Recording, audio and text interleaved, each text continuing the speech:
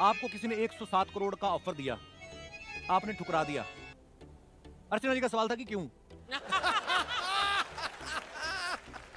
देखिए, जब हम लोग खुद स्टूडेंट लाइफ में थे तो बहुत सारे जगहों पे जाके पढ़ना हम लोग का सपना था। जैसे सर बता रहे हैं कोटा में, तो हम लोग की औकात ही नहीं थी कि कोटा जा सके। आज भी हमको लगता है 90% से ज्यादा ऐसे स्टूडेंट हैं जो स्टूडेंट लाइफ में रिजर्वेशन का टिकट नहीं कटा पाते हैं, जनरल डिब्बे से ही जाना पड़ता है उन्हें। गेट पे हम लोग खड़े रहते थे, इतना हिम्मत नहीं था कि अंदर चले जाएंगे तो 400 रुपया टीटी फाइन लगा देगा, वहीं बैठे रहते थे। हम कहाँ जा सकते थे उतनी महंगी कोचिंगों में जहाँ 1 लाख रुपया लगता था टीचर का मुंह दिखाई देखने में, क्योंकि पहले ऑनलाइन नहीं होता था। 1-2 लाख रुपया दीजिएगा तो टीचर का मुंह देखना पड़ता था। तो जब मौका मिला तो हम वो दिन नहीं भूले थे, अपने पैर के घाव नहीं भूले थे। हमें याद था कि और भी कोई होगा जिसको ये तकलीफ होगा, तो हमने ये सोचा था कि जब हमें मौका मिलेगा तो हम कभी उस ओर नहीं जाएंगे। जब रावण की सोने की लंका नहीं टिकी तो 107 करोड़ मतलब क्या होता है? कुछ नहीं होता है यहाँ पे। और इनफैक्ट जो हमको 107 करोड़ दे रहा था अभी वो नहीं रहा। मतलब उसकी कंपनी, मतलब वो नहीं हो रहा।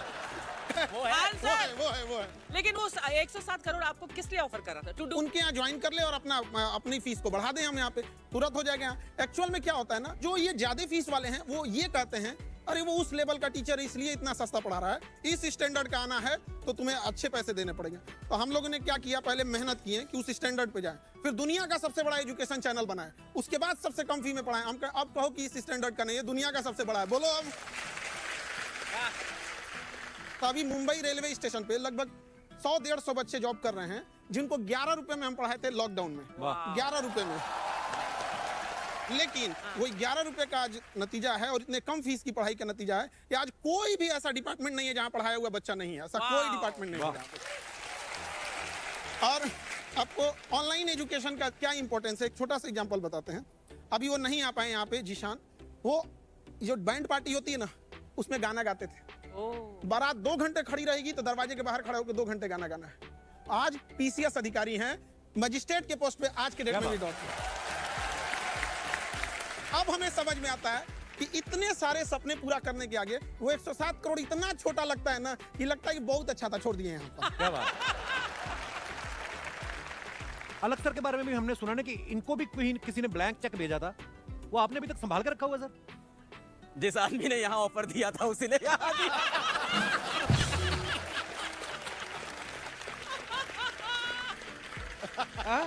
एक ही आदमी है। अच्छा, हम कॉल भी किए थे इनको, उस समय पूछे भी थे सर ऐसा ऐसा है क्या, तो इन्होंने मेरे को ही दिया था यहाँ पे, हम सब ने छोड़ा था। तो वो एक तीर से 2 निशाने लगा था। सर बोले ऐसा ऑफर, हमने कहा हाँ सर ये आता है, छोड़ो।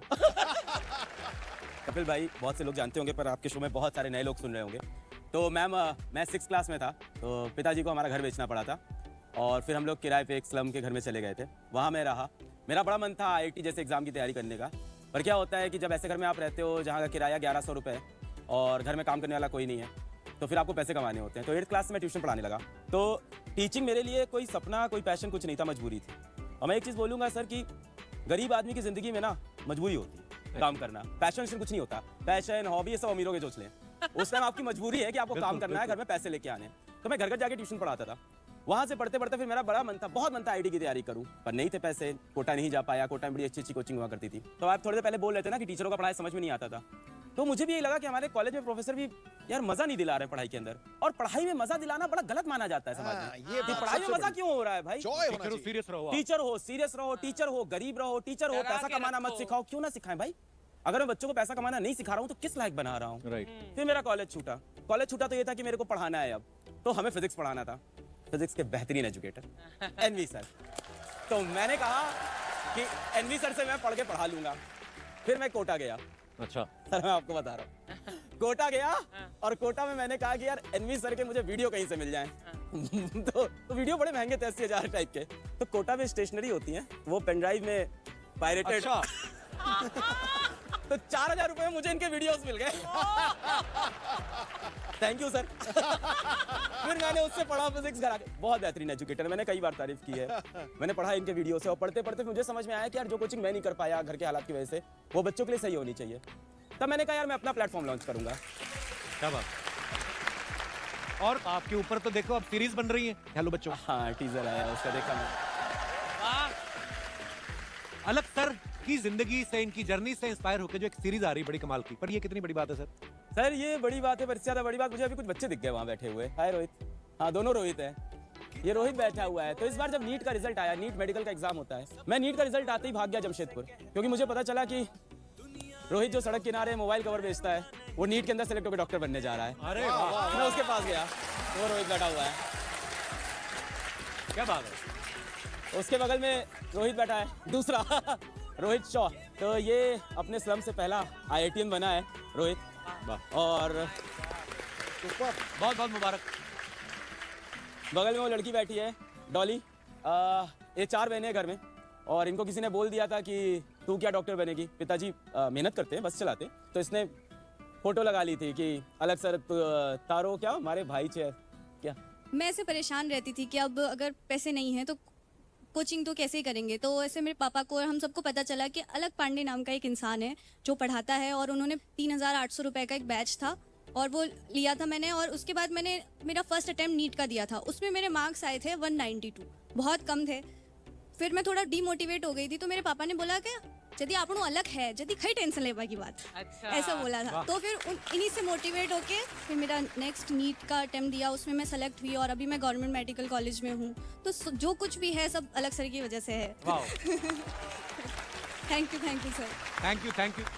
ये बड़ी इंस्पायरिंग स्टोरी है यार, हमारे लिए तो आज बड़ा मजा आ गया। सबसे बड़ी बात कपिल पता क्या है जी। कि थोड़े पैसों में क्वालिटी एजुकेशन। राइट। यहाँ जो ये कह रहे हैं ना, वो इतनी बड़ी बात है कि वो एजुकेशन जिस पे पैसे कम लगे, अपने पैरों पे खड़ा हो जाए और नौकरी तुम्हें ढूंढती फिरे, ये सबसे बड़ी बात है। क्या बात। एनवी सर, जैसे अलग सर ने कहा कि आपके बड़े सारे वीडियोस देखे उन्होंने पायरेटेड पेन ड्राइव में। हमारे ना अमृतसर में एक हलवाई थे, उनके पास ना एक लड़का आता था समोसे लेने रोज। तो बोलते थे पैक कर दो, कहता पैक नहीं, मैं ताजे देखूंगा कैसे बनते हैं। वो 1 महीना समोसे लेने आता रहा, 31वें दिन आया नहीं। तो हलवाई ने पता कि कहाँ गया वो, फिर पता चला उस लड़के ने बगल वाली दुकान ले ली, उसने अपनी